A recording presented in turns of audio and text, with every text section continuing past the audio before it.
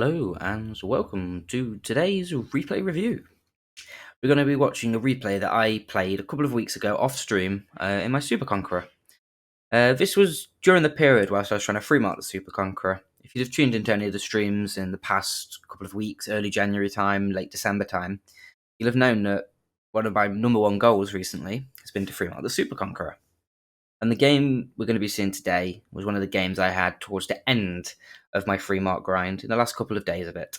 You'll see a video probably next week of the actual game which I free marked my tank in. But yeah, we'll get this video underway. And as you'll see here, decent matchup. This is a Super Conk on Mannerheim line, a map which is very well split. Quite often the heavies with some of the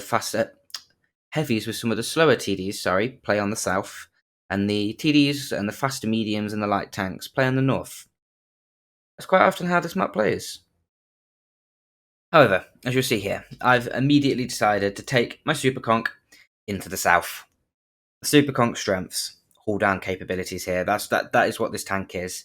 It's not as good as the Kranvang as you see in front of me on my team, haul down capability, because it does have a weak point, and the cheeks of this tank and the turret ring of this tank can be penned. However, this tank haul down is still a very formidable force. So, as you see here, we're making our way down the south, along with the Kranvang and the VZ, heading down in towards this little dip, which you can shoot onto the corner, down in I believe that is G9. As you see here, we managed to light up an E100, but unfortunately, on our way across here, we managed to get lit, most likely by that EBR. In a very dangerous platoon, as you'll see, two players with ranked badges, one ranked gold player in a Leopard 1 and an EBR respectively. So as you see here, we make our way over the top, heading down into this dip. Normally, you can't play this aggressive, especially if you're coming from the west. You can't play this aggressive heading into the dip. But the enemy team seem pretty content on playing behind the little jutting out bit and playing quite passively in all. And you see here, first shot of the game, poor shot. Should have penned that into the VZ's weak point. And you see here again, aiming again, miss, unlucky. That was an unlucky shot. As you see here, the VZ's panicking. He's clipped already. He's of no threat to us. Missed a tracking shot. Because you've got to remember, a lot of the shots you'll see in this game, you have to put into perspective. I was trying to free mark the tank. So you see me quite often aim for tracks, trying to take the tracks off and do damage at the same time. So that's what we're trying to do there. You see here, a big glut of tanks up on the high ground with me able to use my gun depression to put shots into them. So far, we've put 2 or 3 shots into the E100 and just managed to sneak a shot into the 50B.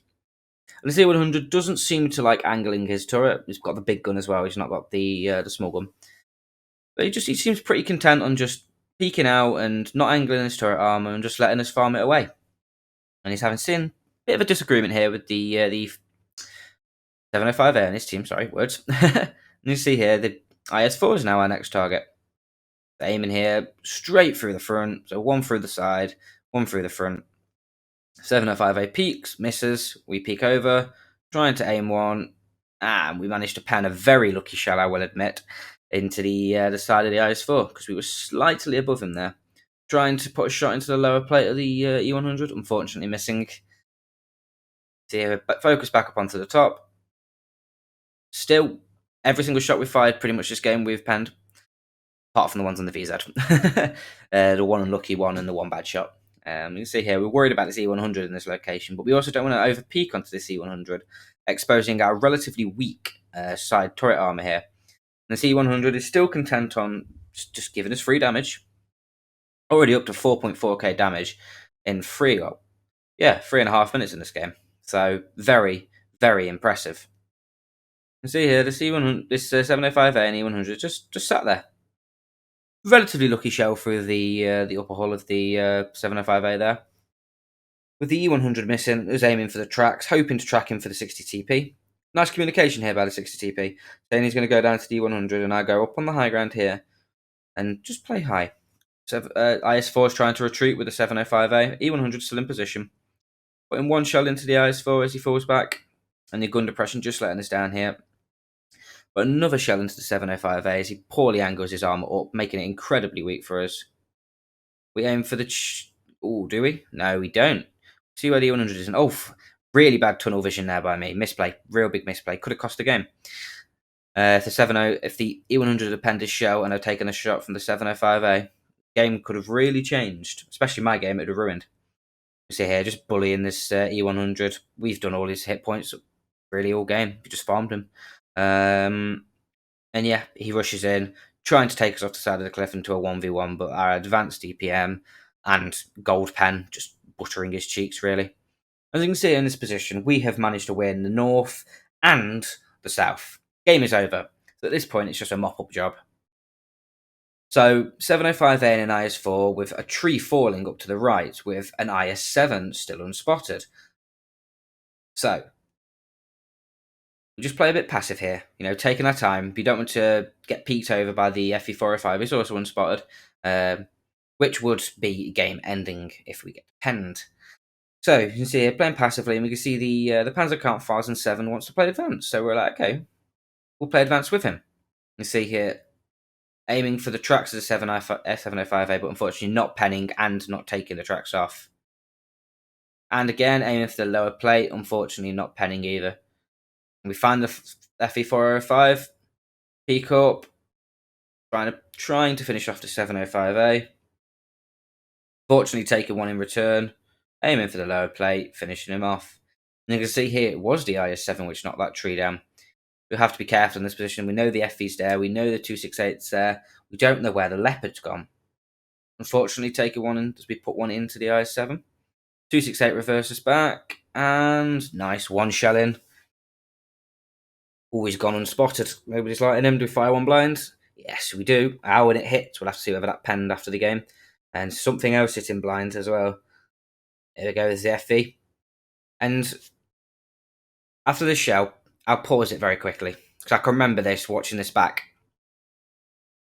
Why didn't I fire HE in this position?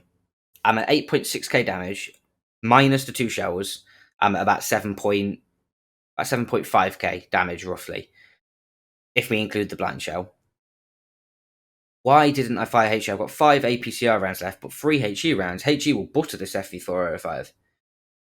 If I'd have fired HE, you'll see what this outcome might have been, and it might have been slightly different. So, FV falls back around the corner. We're like, okay, what's left? EBR, Leopard, FV, 268. 268 bounces, we push across. And we're like, at this point, game is over. Let's see what else we can get out of this game. Because at this point, 8.6k damage is already a massive game for this tank. Especially as I was trying to free market, I was incredibly happy at this point. So, you see here, we're advancing using a little bit of these little chevrons on the right. We see a shell miss, and we aim up here. Probably the Leopard. Could also be the EBR. So yeah, as you'll see here, Leopard fires one. It's definitely the Leopard. So we're pre-aiming for the location here. Unfortunately, we're getting driven into it at the same time. And we put one in. Managed to put one in. Nice. Leopard's dead. EBR's a one-shot. Everyone else misses. Do we hit one more? Yes. Awesome. Leaving us on 9.4k damage. 3.3k blocked. Only 400 assistance. There was definitely a lot more assistance to be gathered from this game. A couple of tracking shots which didn't go my way, and especially on the VZ right at the start, 705A. But a 10k combined game.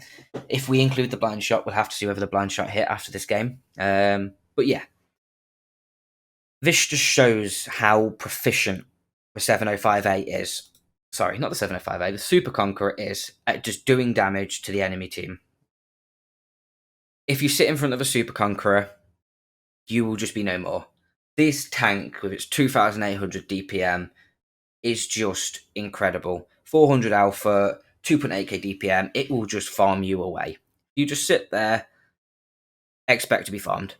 If you're not angling your armor, if you're not trying to outplay this tank, it will just go mine. And that is exactly what happened in this game. An E100 just sat there with its cheeks exposed, gold, buttering that tank. 705A, IS4, just willing to sit there and just take a punishment from this tank, which you just can't do. You can't outtrade this tank unless you're in something which reloads as quick as 8.34 seconds. So you're talking a heavy tank wise, you're talking FV215B, that tank you can get from the Bond store. You're talking a T110E5. There are very few tanks that can trade 1-for-1 with this tank. and have the hold down capability that this tank has, with only a weak point on top that is only really vulnerable to heat. But shall we move on to the after results and see whether that blind shot hit? I think we should. Awesome. As you can see, 9.8k damage. That means we hit the blind shell on that 268. But even though this is a mammoth game, Ace Tanker, High Caliber, Confederate, 9.8k damage, bringing us up to 10.2k combined, there was a possibility of a 10k game in this tank. That FV405, that if we put 2 HE shells in and have rolled even, we'd have hit 10k damage. Incredibly frustrating when you look back on it with hindsight, but when you're in the moment of the game, it doesn't always cross your mind. So, thing to note, especially for you if you're going to play the Super Conk, FV405, fire HE, because your HE will just butter them. But as you can see, top on the team, pretty much doing 3 times anything anybody else on my team did. Pretty much 3 times anything anybody on the enemy team did as well. Absolutely dominating this game. Well, our team dominated the game overall. Massively helped by me doing 9.8k damage in what was a 7-minute game. That is 9.8k damage in a 7-minute game. Wow. That is proficient damage, and as it shows what happens when you sit in front of a Super Conqueror, not making any attempt to angle your armor or just reflect damage. But it will just farm you away. If you get caught in the open by a Super Conqueror, wave goodbye to foul your whole tank if you can't get behind cover. Because at the end of the day, they are just so proficient with that 2.8k DPM, they will just farm you away. But yeah, overall, a very short video today, a very short game today on the Super Conqueror. But we're going to like a little mini series of games I had whilst free marking the tank. But yeah, come along to Twitch as well. At the minute, we've finished the Super Conk grind, as you'll see the video for that coming soon. We also, moving on to the grind of the Centurion Action X, as you'll see down here, Centurion Action X, and the STB1. We've 2 marked the STB1 already, and 1 marked the Centurion Action X. We'll move on to that. So come along to Twitch. Come watch it live. Come watch the grind live. And see games like this. But yeah, brilliant game today, and thank you very much for watching. If you like what you see, leave a like, leave a comment, and subscribe. And I'll see you soon. Bye.